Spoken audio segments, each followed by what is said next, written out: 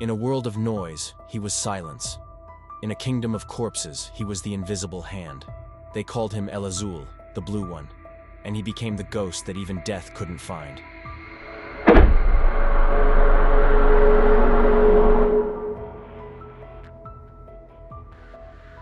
In 1949, in the forgotten corners of Huixiopa, Sinaloa, a boy was born who would master what no other kingpin could: the art of invisibility.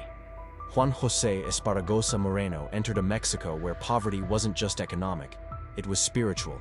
The government had abandoned these mountain villages long ago, leaving only two paths: die slowly in the fields or die quickly in the trade. But Juan José chose a third way: disappear entirely while building an empire in the shadows. His childhood was ordinary in its cruelty: dirt floors, empty stomachs, a father who worked himself to death for nothing. But while other boys dreamed of escape, young Esparragoza studied silence.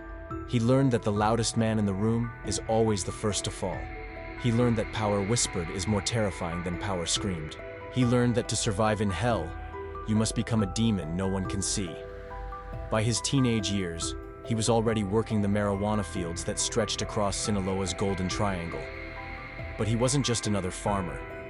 He was watching, calculating, memorizing every face, every route, every weakness in the system.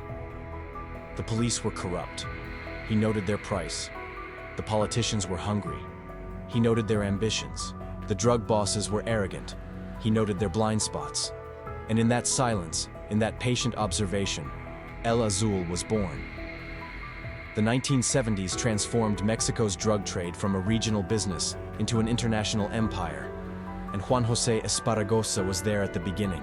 Standing in the shadows while others took the spotlight, he became one of the founding members of the Guadalajara cartel under Miguel Ángel Félix Gallardo, the man they called El Padrino, the Godfather. But while Gallardo played king, while Rafael Caro Quintero played the flashy playboy, while Ernesto Fonseca Carrillo played the enforcer, Esparragoza played the ghost. They gave him the nickname El Azul, the Blue One. Some say it was because of his blue eyes, rare in Mexico and unsettling in their coldness. Others claim it was because he wore blue shirts constantly, a deliberate branding that made him memorable yet unremarkable. But the real reason was simpler and more sinister. Blue is the color of bruises that fade, of shadows at dusk, of things you see but can't quite grasp. El Azul was the bruise on Mexico's soul that never fully healed but never quite showed. While his partners threw parties and drove gold-plated cars, Esparragoza wore simple clothes and drove ordinary vehicles. While they bought mansions and yachts, he lived modestly, never staying in one place too long. While they gave interviews and made threats, he spoke rarely and smiled often. The kind of smile that made men nervous because they couldn't read what was behind it. He understood what they didn't. In the drug world, the famous die first. The Guadalajara cartel moved tons of pot and powder across the border, corrupting everyone from local cops to DEA agents. They controlled entire states, owned judges, and had politicians on speed dial. The money flowed like rivers, and the violence followed like floods. But through it all, El Azul remained a mystery. He negotiated deals that others thought impossible. He settled disputes that would have sparked wars. He knew everyone's secrets but revealed none of his own. In 1985, everything changed. DEA agent Enrique Kiki Camarena got too close, discovered too much, and paid the ultimate price. Tortured to death in a safe house while corrupt Mexican officials listened at the door. The murder brought down the wrath of the United States government like nothing before. The Guadalajara cartel was shattered. Rafael Caro Quintero was arrested. Miguel Ángel Félix Gallardo went into hiding and was eventually captured. Ernesto Fonseca was locked away. But El Azul? He vanished like smoke and wind.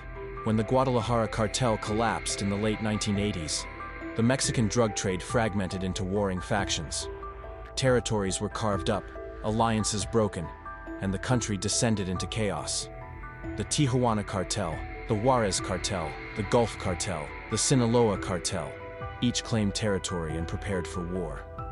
Mexico was about to drown in blood, but El Azul saw something others didn't. While bosses like the Arellano Félix brothers and Amado Carrillo Fuentes prepared for conflict, Esparragoza prepared for peace. the kind of peace that's more terrifying than war. He reached out to old contacts, called in favors, and proposed something radical. What if, instead of killing each other, they worked together?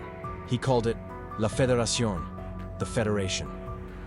Not a single cartel, but a network of cartels operating with shared interests, divided territories, and mutual protection. It was genius in its simplicity. Why fight over routes when you could share them? Why bribe the same officials twice when you could pool resources? Why destroy each other when you could destroy the competition together? The Federation wasn't a formal organization with meetings and bylaws. It was a ghost network, held together by trust, fear, and El Azul's reputation as an honest broker. When disputes arose, and they always did, Esparragoza mediated. When territories needed adjustment, he negotiated. When blood was about to spill, he whispered in the right ears and prevented massacres. He became the drug world's diplomat, the shadow ambassador of violence. But make no mistake, El Azul's peace was built on terror. Those who refused to join the Federation found their shipments hijacked, their lieutenants murdered, their families threatened. Those who broke agreements disappeared without trials or explanations. Esparragoza didn't threaten loudly. He didn't need to. Everyone knew what happened to those who crossed the Blue Ghost. They became ghosts themselves. Through the 1990s, the Federation dominated Mexico. Tons of powder, crystal, dope, and pot flowed north into American cities, Los Angeles, Chicago, New York, Atlanta, while billions of dollars flowed south. The violence didn't stop, but it became organized, predictable, controlled.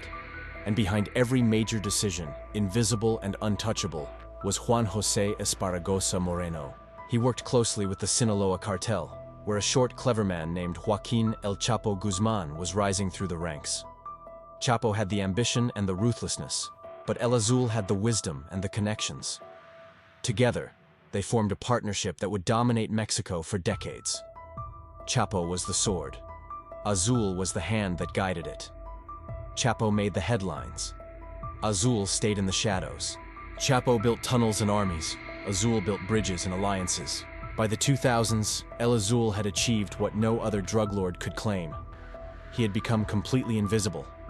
No confirmed photographs existed of him after the 1990s. No recordings of his voice. No interviews. No sightings. Law enforcement agencies around the world knew his name, knew his power, but couldn't prove he existed. He was listed as one of the FBI's most wanted, yet they couldn't even confirm what he looked like anymore. Some said he'd had plastic surgery, changing his face so completely that he could walk through police checkpoints without recognition. Others claimed he lived in the mountains, moving from safe house to safe house, never sleeping in the same bed twice. Rumors spread that he'd died years ago, and the name El Azul was now used by a committee of leaders who invoked his ghost to maintain order. But the truth was simpler and more terrifying. Juan José Esparragoza Moreno was alive, active, and more powerful than ever. He'd just perfected the art of not existing. While El Chapo built his legend through dramatic prison escapes and Forbes lists, while the Zetas carved their reputation through unprecedented brutality, while the Tijuana and Juarez cartels waged wars that left cities drowning in blood, El Azul remained the calm center of the storm. He was the man who knew everyone, owed favors to everyone, and held secrets that could destroy everyone. Politicians who took his money couldn't betray him without exposing themselves. Rivals who wanted him dead couldn't find him to kill him. Police who wanted to arrest him couldn't prove he'd committed any crimes. His network extended far beyond Mexico. He had connections in Colombia with the suppliers, in the United States with the distributors, in Central America with the smugglers. When shipments needed to move, he made calls. When payments needed to be made, he arranged transfers. When problems arose, he solved them with a conversation, or with a quiet disappearance. The Sinaloa cartel grew into the most powerful criminal organization in the Western Hemisphere, and El Azul was its hidden architect. But his real genius was in avoiding the spotlight entirely. When Mexican President Felipe Calderón declared war on the cartels in 2006, sending the military into the streets and creating a bloodbath that would claim over 100,000 lives, El Azul's name rarely appeared in the headlines. While other bosses were hunted down one by one, Arturo Beltran Leyva killed in a shootout, Ignacio Nacho Coronel gunned down by soldiers, Edgar Valdez Villarreal captured and paraded before cameras. El Azul remained untouched, unseen, and unbothered. He understood what the new generation of narcos didn't. The Mexican government doesn't fear criminals, it fears embarrassment. As long as you don't make them look weak, as long as you don't force them to act, they'll let you operate. So while the Zetas decapitated people on camera and hung bodies from bridges, while other cartels fought street battles in broad daylight, the Sinaloa cartel, guided by El Azul's invisible hand, operated with more discretion. The violence happened, the stuff moved, the money flowed, but it happened quietly enough that politicians could pretend they had things under control. El Azul's greatest skill wasn't violence, it was negotiation. In a world where disputes were usually settled with bullets, Esparragoza settled them with words. He brokered deals between enemies, arranged truces between warring factions, and prevented bloodbaths that would have destroyed entire regions. But his diplomacy was backed by an implicit threat: agree to peace or face war with the entire Federation. When the Gulf Cartel and the Zetas split in 2010, turning former allies into mortal enemies and plunging northeastern Mexico into chaos, El Azul worked behind the scenes to prevent the conflict from spreading. When internal disputes threatened to fracture the Sinaloa cartel after the arrest of various leaders, he mediated, ensuring the organization remained intact. When younger, more violent leaders wanted to expand into territories controlled by other cartels, triggering wars that would draw government attention, El Azul counseled patience and strategy. His philosophy was simple: dead men make no money. Wars attract attention. Attention brings law enforcement. Law enforcement disrupts business. Therefore, peace, even a violent, terrifying peace, was more profitable than chaos. This didn't mean El Azul was soft.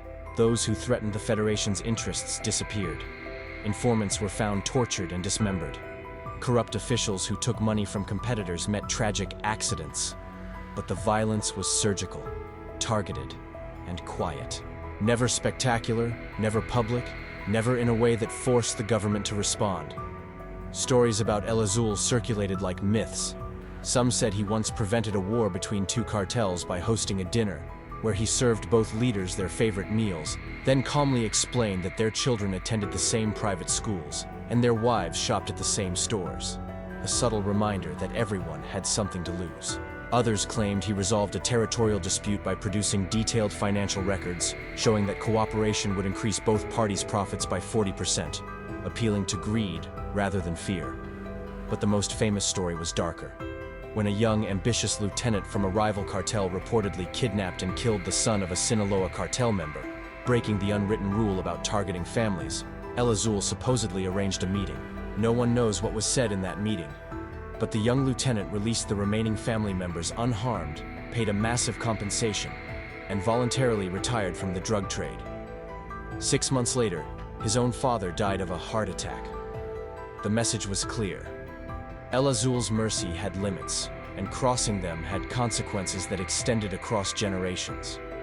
The dirtiest secret about El Azul wasn't what he did, it was who he did it with.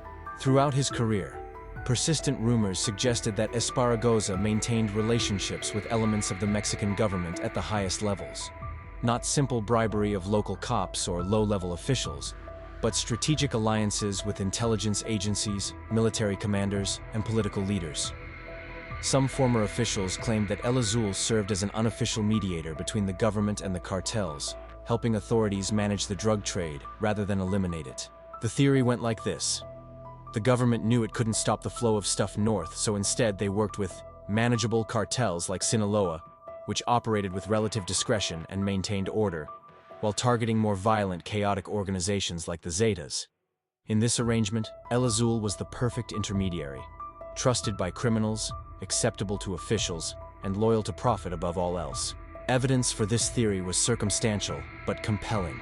While other major cartel leaders were aggressively hunted, captured, or killed, El Azul operated for decades without serious pursuit. When massive operations targeted the Sinaloa cartel, mid-level operators were arrested, but top leadership, including Esparragoza, remained untouched. When informants provided intelligence about El Azul's whereabouts, raids somehow always arrived too late, finding empty safe houses and cold trails. The most damning suggestion came from various testimonies during trials of captured cartel members. Multiple witnesses claimed that El Azul had protection from within Mexico's security apparatus, that certain officials would warn him of coming operations, that evidence against him would mysteriously disappear from files. Some claimed he'd worked with the DFS, Mexico's now defunct intelligence service notorious for its corruption, during the Guadalajara cartel days, and maintained those connections even after the agency was dissolved. Whether these allegations were true or simply the paranoid speculation of a country drowning in corruption, one fact remained undeniable. Juan José Esparragoza Moreno operated with impunity for over 40 years in a business where most don't survive for. That kind of longevity requires more than cleverness, it requires protection. El Azul's influence extended beyond his own operations. He became a mentor to an entire generation of drug lords, teaching them the lessons he'd learned through decades of survival. Joaquin El Chapo Guzman wasn't just his partner, he was his student, Chapo's famous tunnel networks. His strategy of corrupting officials rather than fighting them, his understanding that business required both brutality and restraint, all bore the fingerprints of El Azul's teachings. Ismael El Mayo Zambada, another legendary Sinaloa leader who has never been captured, credited his longevity to lessons learned from Esparragoza. Stay invisible. Never grant interviews. Don't flaunt wealth. Keep your family out of the business. Trust no one completely. These principles, all exemplified by El Azul, kept Mayo free while flashier leaders fell. Even leaders from rival cartels studied El Azul's methods. When Arturo Beltran Leyva split from Sinaloa to form his own organization, he initially tried to replicate Esparragoza's diplomatic approach, reaching out to other cartels to form alliances rather than immediately starting wars. When Héctor Luis El Güero Palma returned to the drug trade after prison, he sought El Azul's counsel before making moves, recognizing that the old man's knowledge was more valuable than any army. But El Azul's teachings came with a warning that few heeded. The moment you think you're untouchable is the moment you're already dead. He'd seen it happen countless times. A boss gets successful, starts believing his own legend, gets careless, and ends up in prison or a grave. Rafael Caro Quintero thought he was untouchable, arrested. Amado Carrillo Fuentes thought he could change his face and become someone else, died during plastic surgery. Even El Chapo, despite all his brilliance, let ego overcome caution and ended up in an American supermax prison. El Azul never made that mistake. He never believed his own legend because he never created a legend to believe in. While others sought to become mythical figures feared and respected across Mexico, Esparragoza sought to become nothing, a name without a face, a power without a presence, a ghost that moved through the world leaving no trace. By the 2010s, the world El Azul had carefully constructed began to crumble. The old rules no longer applied. A new generation of narcos, younger, more violent, more reckless, rejected the quiet arrangements that had governed the trade for decades. They didn't want to share territories. They wanted to conquer them. They didn't want to avoid attention. They craved it, posting their crimes on social media and challenging the government directly. The Zetas transformed from Gulf cartel enforcers into an independent organization that operated with unprecedented brutality. They didn't just kill enemies. They massacred entire towns, burnt casinos full of civilians, left headless bodies displayed as warnings. The Jalisco New Generation cartel emerged as a powerful force, shooting down military helicopters and openly challenging the state. Smaller cartels fragmented further, each splinter group more violent than the last. The federation that El Azul had built began to fracture. Old alliances dissolved as ambition and paranoia overtook pragmatism. The Sinaloa cartel itself split into factions, with different leaders controlling different territories, and sometimes fighting each other. Beltran Leyva broke away and declared war on his former partners. La Familia Michoacana and later the Knights Templar emerged in Michoacan, mixing drug trafficking with pseudo-religious ideology and social programs that challenged the government's legitimacy. Through it all, El Azul tried to maintain order, reaching out to leaders, arranging meetings, brokering temporary truces. But the world had changed. The younger generation didn't respect the old ways. They saw El Azul's discretion as weakness, his diplomacy as cowardice. They wanted to be famous, to have corridos written about them, to be feared not just in Mexico, but around the world. They were building their legends on Instagram and YouTube, and they didn't understand that legends attract attention, and attention brings death. Some say this shift broke El Azul's spirit. After spending decades building a system that, while violent and corrupt, at least had rules and order, he watched it dissolve into chaos. The stuff still moved, the money still flowed, but at a human cost that made even veterans of the trade uncomfortable. Mexico's murder rate skyrocketed. Mass graves were discovered containing hundreds of bodies. Entire regions became war zones where government authority existed only in theory. On June 7, 2014, Mexican authorities announced that Juan José Esparragoza Moreno had died of a heart attack. He was 65 years old. According to official reports, he'd been suffering from health problems for years and finally succumbed to cardiac arrest. There was no body shown, no funeral, no confirmation from family members. Just a brief official statement and then silence. The drug world didn't believe it. Neither did law enforcement. Neither did journalists who'd spent years tracking El Azul. The timing was too convenient. El Chapo had been captured just months earlier, and there were rumors that he was cooperating with authorities, providing information about his former partners. If Esparragoza's death was announced, any legal pursuit of him would end. Any indictments would be closed. Any investigations would be abandoned. It was the perfect disappearance, not into hiding, but into death itself. Rumors immediately circulated. Some claimed El Azul had actually died years earlier, and the announcement was just making it official. Others insisted he was alive and well, living under a new identity in another country, possibly South America or Europe, enjoying retirement with billions in hidden money. Still others suggested he was in Mexico, protected by the same government that announced his death, living quietly in exchange for cooperation against more violent cartels. The Mexican government showed no interest in confirming the death definitively. No death certificate was publicly released. No autopsy report appeared. When journalists pressed for details, officials stonewalled, citing privacy concerns and ongoing investigations. The FBI kept Esparragoza on its wanted list for months after the death announcement before quietly removing him.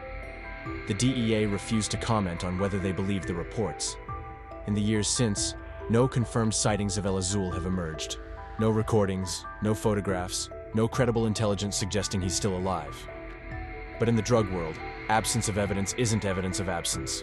Old-timers still speak of him in present tense, still reference his methods when teaching younger traffickers, still invoke his name when negotiating deals.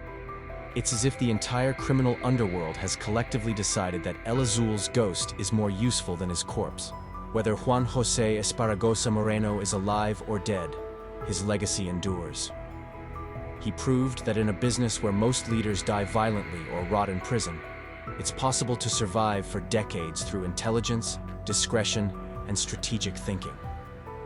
He showed that the drug trade doesn't have to be a suicide mission, that longevity comes from avoiding attention rather than seeking it. His methods influenced an entire generation of traffickers. El Mayo Zambada remains free after 50 years in the business, following El Azul's playbook. No photographs, no interviews, no flashy displays of wealth. Nemesio Oseguera Cervantes, El Mencho, leader of the Jalisco New Generation cartel, operates with extreme violence but remains personally invisible, learning from Esparragoza's example that the face of an organization shouldn't be its leader. Even in other countries, traffickers study El Azul's career. Colombian cartels, Italian mafias, Russian organized crime. They all recognize that the Mexican who never got caught had something to teach. His story has become a case study in criminal longevity, discussed in law enforcement academies and criminal organizations alike. Proof that in a world of chaos, intelligence defeats strength, patience defeats ambition, and silence defeats reputation. But El Azul's legacy is also a testament to institutional failure. For over 4 decades, a man who helped poison millions of people, who enriched himself through suffering, who corrupted governments and destroyed communities, operated with near total impunity. Multiple Mexican administrations failed to capture him. American agencies with billions in resources couldn't touch him. He didn't survive because he was lucky. He survived because the system allowed it, because at some level, authorities decided that El Azul's brand of organized, predictable criminality was preferable to the chaos that might replace him. This uncomfortable truth haunts Mexican law enforcement to this day. Did they fail to catch El Azul, or did they choose not to? Was he too clever, or too useful? When officials announced his death in 2014, were they admitting defeat, or providing cover? These questions remain unanswered, and perhaps that's fitting. El Azul spent his entire career in the shadows, and it seems appropriate that even his ending remains shrouded in mystery. If you visit Sinaloa today, locals still speak of El Azul, always in whispers, always with a mixture of fear and respect. Some claim he built their schools, paved their roads, provided jobs when the government abandoned them. Others remember family members who disappeared after crossing him, bodies found in shallow graves with messages carved into flesh. The truth, as always with Esparragoza, is somewhere in between. Both benefactor and demon, both protector and predator. The Sinaloa cartel continues to operate, though it's fractured now into competing factions. The Federation El Azul built no longer exists in any formal sense, but his diplomatic approach still influences how major cartels interact. When disputes arise, there are still back-channel negotiations, still meetings between rivals, still attempts to resolve conflicts through words before resorting to bullets. That's his ghost, not a person, but a methodology, a way of doing business that recognizes endless war serves no one's interests. In government offices, his name still appears in files, in cold case investigations, in unsolved disappearances and unexplained corruption. There are officials who spent entire careers chasing a man they never caught, trying to prove crimes they could never document, seeking justice they could never deliver. Some retired in frustration, others with suspicions that they were never meant to succeed, that somewhere above them, someone had decided that El Azul was too valuable as an asset, too dangerous as an enemy, too connected to touch. And in the cells of American and Mexican prisons, where captured cartel members serve their sentences, El Azul's name is spoken with reverence. He was smarter than all of us, they say. He understood what we didn't, that being feared means being hunted, but being invisible means being eternal. They tell stories about him to younger inmates, lessons passed down like scripture. Stay quiet, keep secrets, trust no one completely, never believe you're safe, never think you're untouchable, and above all, never let them see your face. The official story is that Juan José Esparragoza Moreno died in 2014, that his heart finally gave out after decades of stress, that he's buried in some unmarked grave in Sinaloa, forgotten by everyone except historians and law enforcement. The official story is neat, clean, and completely unconvincing. Because El Azul was never about official stories. His entire life was built on being the man who doesn't appear in stories, who doesn't leave evidence, who exists in the space between what's known and what's suspected. If he really died, we'd expect more proof. If he really escaped, we'd expect less certainty. The fact that his death was announced with just enough evidence to make it plausible, but not enough to make it certain, that's very much in character for a man who spent 50 years perfecting the art of strategic ambiguity. Perhaps he's dead, his body cremated, his secrets buried with him, his billions distributed to family members through untraceable channels. Perhaps he's alive, living in a comfortable house somewhere far from Mexico, watching news of cartel wars with the detached interest of a retired general reading about battles he no longer fights. Perhaps he's somewhere in between, alive but diminished, an old man surviving on memories and medication, still connected to the trade but no longer commanding it, a legend fading into irrelevance. But here's what we know for certain. The Blue Ghost shaped Mexico's drug trade more profoundly than any other single figure. Not through violence, though he sanctioned plenty. Not through wealth, though he accumulated billions. But through intelligence, strategy, and an understanding that real power doesn't announce itself. While El Chapo built tunnels and Felix Gallardo built empires, and the Arellano Felix brothers built reputations, Juan José Esparragoza Moreno built something more lasting. A blueprint for how to survive in a business designed to kill you. And if there's a final lesson in El Azul's story, it's this. In a world that worships legends, the greatest power belongs to those who refuse to become one. Fame is a target, reputation is a weakness, and visibility is a death sentence. The most dangerous man in Mexico was the one nobody could describe, nobody could find. and nobody could prove existed at all. Some men run from monsters, some men fight them, but a few become invisible among them. El Azul didn't defeat the system. He dissolved into it, becoming indistinguishable from the shadows, a ghost in a machine built to hunt ghosts.